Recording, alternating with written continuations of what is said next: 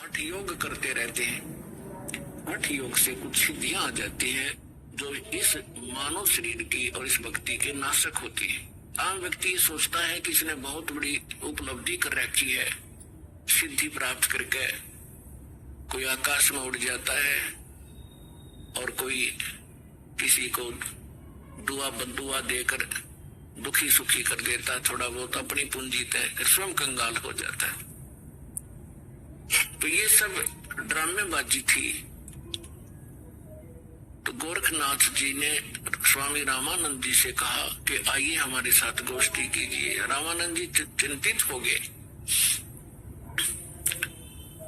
कि श्रोता विद्वान नहीं है और ये नाथ जी जो आए हैं मेरे साथ गोष्ठी करने के लिए, इनमें सिद्धि होती है।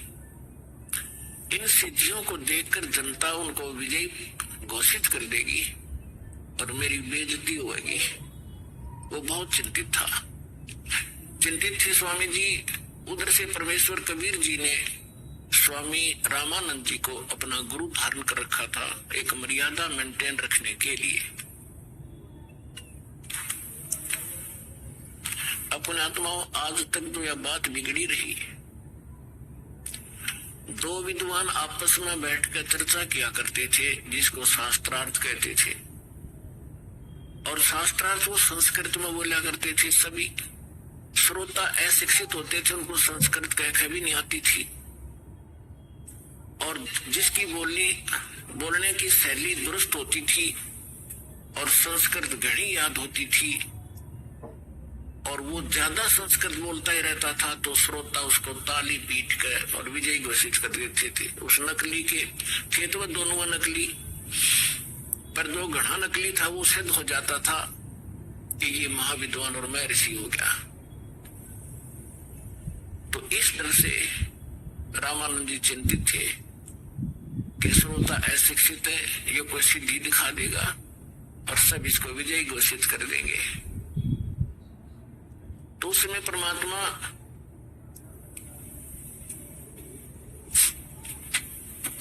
कबीर जी जब अपने गुरुदेव के आश्रम में पहुंचे,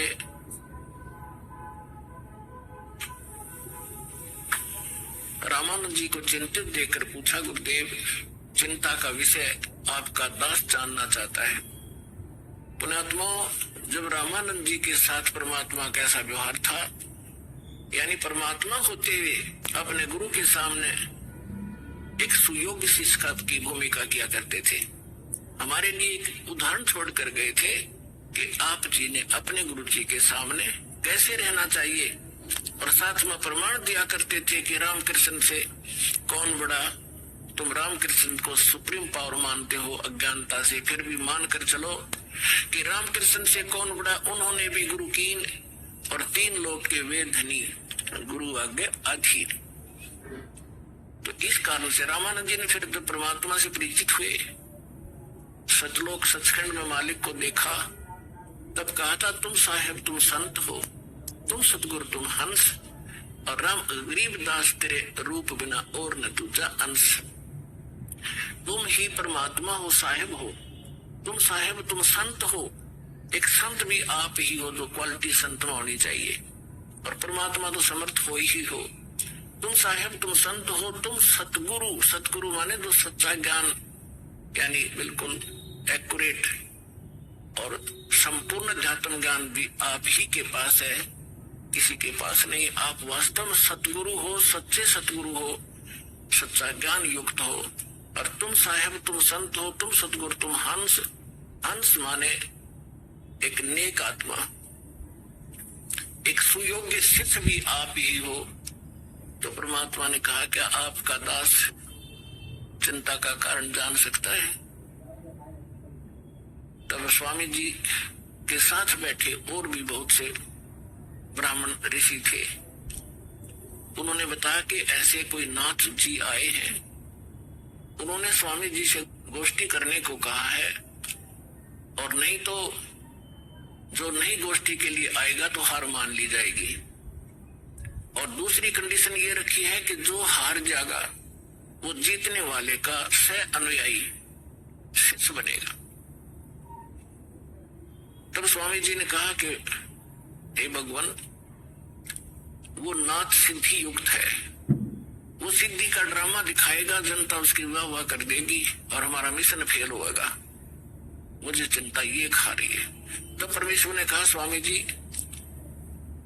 हार जीत की चिंता संत नहीं किया करते और हमने सामना करना चाहिए, हमें चलना चाहिए। आपका दास भी तो आपके साथ है। रामानंद जी को पता था, क्योंकि वो देख चुके थे उसकी परमात्मा की महिमा को। तब थोड़ा ढाढ़स बंधा और उसकी चुनौती स्वीकार की। अब वहां